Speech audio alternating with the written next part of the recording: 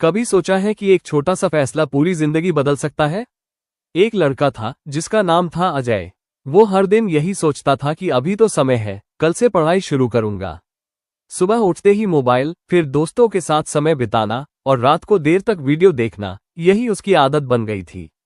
उसे लगता था कि पढ़ाई तो आखिरी दिनों में भी हो जाएगी। धीरे धीरे समय बीतता गया और परीक्षा नजदीक आ गई। अब अजय के अंदर डर तो था, लेकिन आदतें नहीं बदली।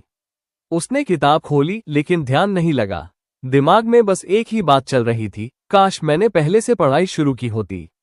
फिर परीक्षा का दिन आया। वो सवाल देखता रहा, लेकिन उसे जवाब याद नहीं आ रहे थे।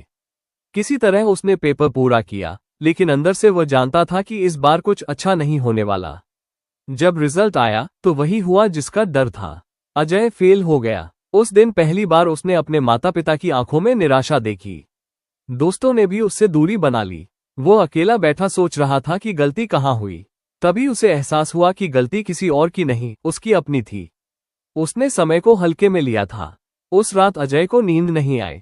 वो बार बार वही सोचता रहा कि अगर वो रोज थोड़ा थोड़ा पढ़ता तो आज ये दिन नहीं देखना पड़ता। उसी समय उसने एक फैसला लिया कि अब वो अपने आप को बदलेगा।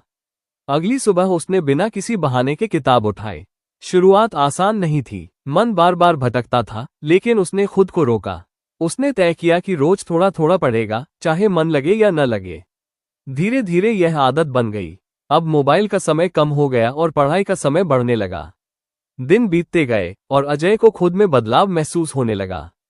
उसे पढ़ाई समझ आने लगी और उसका आत्मविश्वास बढ़ने लगा।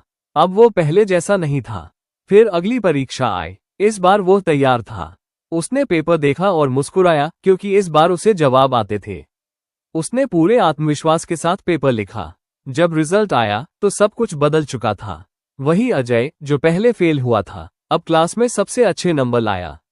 लोगों को हैरानी हुई, लेकिन अजय जानता था कि यह एक दिन का नहीं, रोज की मेहनत का नतीजा है। इस कहानी में अजय कोई और नहीं है। ये हर उस